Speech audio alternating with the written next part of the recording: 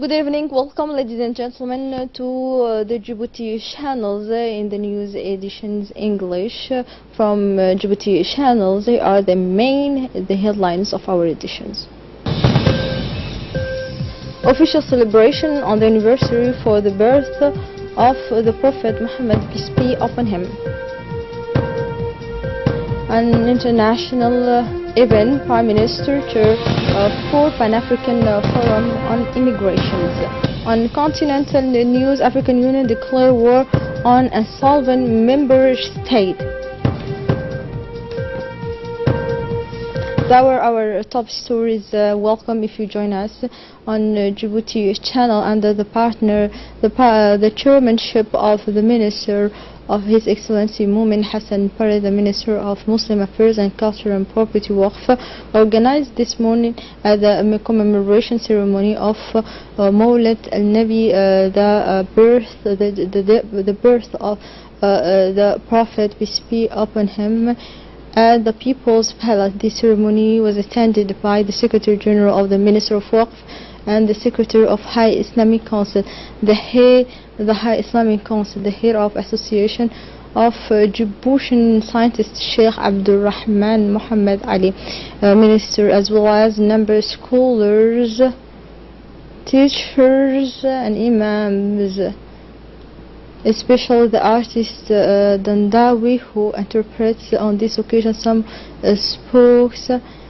and poets about the life of the Prophet, peace be upon him. It was also an opportunity for the participants, a group of young girls, to present various activities and events of qasaid, who is the poets from the Prophet, and on the love and the Prophet, peace be upon him. It is also an opportunity for every girl Muslims to relive and revive his faith in the strict prophetic tradition.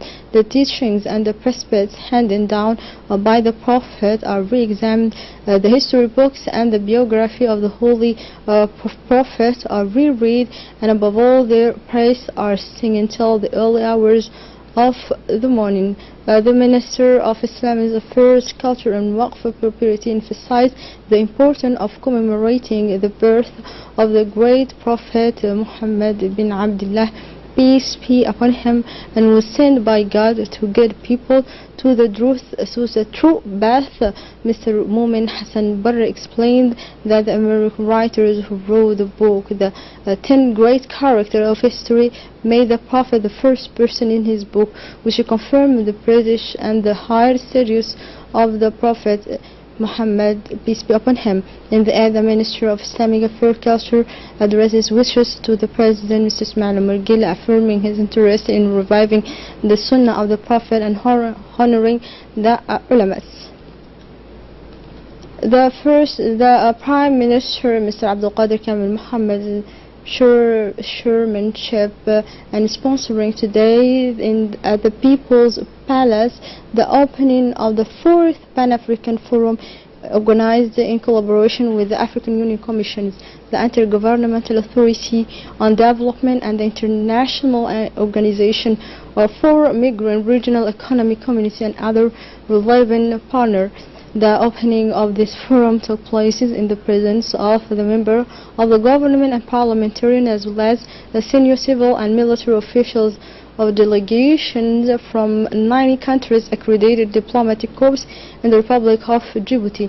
In a speech, several speakers followed at the forum, including the Minister of Interior, the Commissioner of Political Affairs, the Director of Immigration and Refugees in Rwanda, the Senior Regional Advisor on Immigrations, and the representative of Secretary General of IGAD Djibouti. The forum aims to provide a more focused engagement with all stakeholders involved with the immigrations, including the regional economic communities, the member state of the African Union, as well as the private sector, university, the parliamentarians, the diaspora communities and the civil society in Africa. After that, the Prime Minister, Mr. Abdulqadir Kamil Mohammed, stressed during his speech the importance of this meeting, and he said, "Allow me first of all to wish all the warm welcome to Djibouti, a line of meeting and exchange. Our country feels honored to hold this important meeting, the 4th Pan-African Forum on Immigration, which is a continuation of the Kampala, with the laudable objective of positioning Africa's common voice on these crucial issues, and is to affirm our contribution to the global compact on safe, orderly and moderate migration." Ladies and gentlemen, the word choice of Djibouti is surely not trivial. Our country, since its independence, has always welcomed the dignity and the respect the human being follows of refugees and immigrants in search of better conditions. As a member state of IGAD, Djibouti has been the free front of the management for population moving from other IGAD member states, whether they are refugees in conflict, climate disasters such as the drought and famine, or economic migrants. The President of the Assembly, Mr. Mohamed Ali Hamad, received this morning the French Senator of Calvados, Mr. Pascal Alizarre. On a working visit to Djibouti, discussions focus on strengthening cooperation between the Djiboutian Parliament and the French Senate between the two countries. The French Senator thanked the President of the Assembly for his warm welcome and his availability. The Republic of Djibouti is the only French-speaking windows in an English-speaking region. President of the Assembly, Mr. Mohamed Ali Hamad, thanked the French Senator for the support of the French ambassador to the United Nations during the UN resolution for the settlement of the conflict between Djibouti and Eritrea.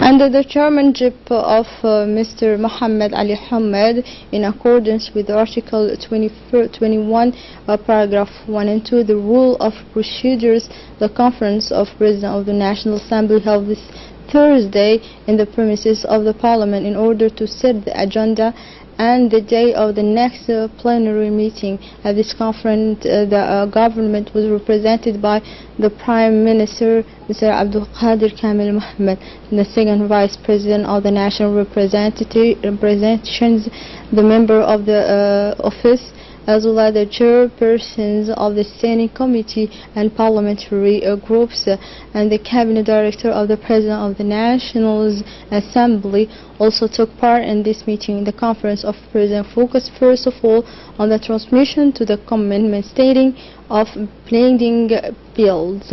Member of Finance, General Economy and Planning Committee yesterday held a meeting on the examination of the draft budget law number 2680 on the state corrective budget for the financial year 2018. The meeting was chaired by Mr. Sharmake Musa Ari, the chairman of the committee, in the presence of all members of the Finance Committee. The government were represented by two ministers, the Ministers of Budget, Mr. Bode Ahmed Roble, and the Trade Minister, Mr. Hassan Hamad. After intense and fruitful discussion, the members of the committee gave a favorable opinion to adopt the draft amending budget. The Djiboutian Young Businesses Club is celebrating World Entrepreneurship Week this morning. From 9th to 24th, the aim was to inspire young people in entrepreneurship, to accompany them in ideas and innovations. This ceremony chaired by the Minister of Economy and Finance, His Excellency Mr. Ilyas Musidawale, and so the participation of the Minister of Communication in charge of Post and Telecommunications, Mr. Abdi Yusuf Suge, the President of the Djiboutian Young Entrepreneurship Club, and the Director of the Sky Private School, Mrs. Shukri Abdullahi Muhammad, thanked all the participants for responding massively to their calls and their could enable the development of private sector. They also say the promotions will drive the economy of a country and an important ways to absorb unemployment youth.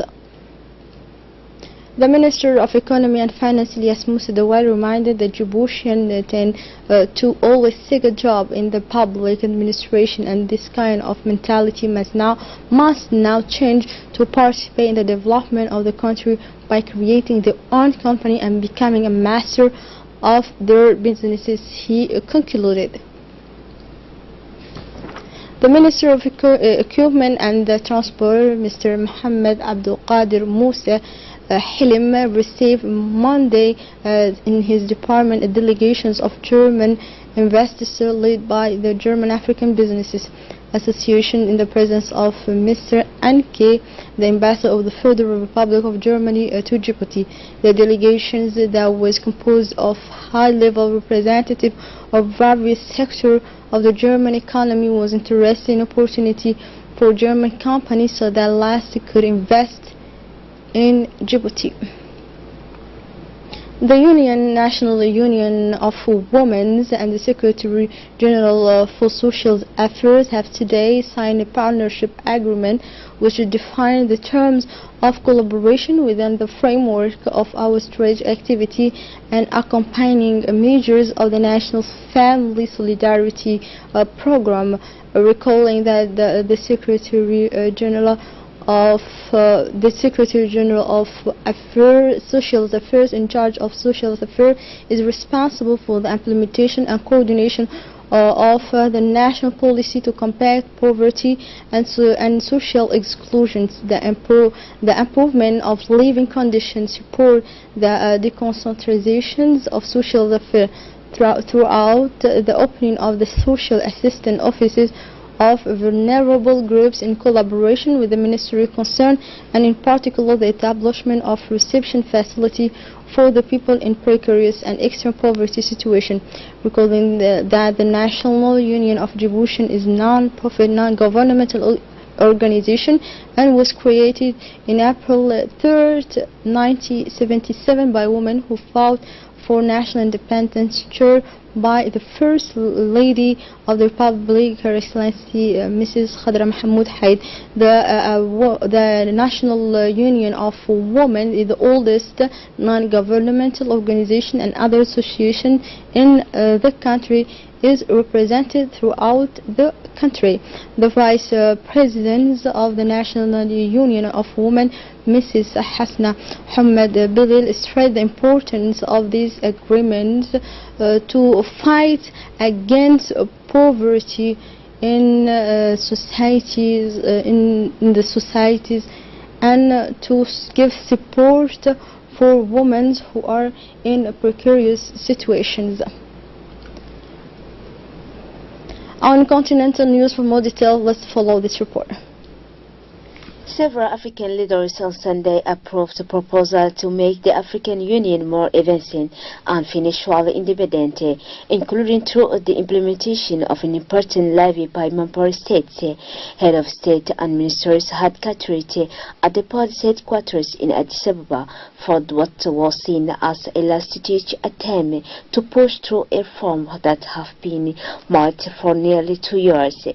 The African Union in 2016 charged its chairman and Rwanda President Paul Kagame with getting reform paced, but observers have said time is running out because Egypt, which is set to assume the chairmanship, is thought to oppose accept of the agenda. In proposal unveiled this year, Kagame envisioned a more narrowly focused African Union headed by a powerful commission whose powers were covered by 55 member states rather than foreign donors. Although not all his reforms were passed, Kagame welcomed the progress made at the two-day summit. Here we arrive at the end of this news edition. Thank you for watching us. Have a good night.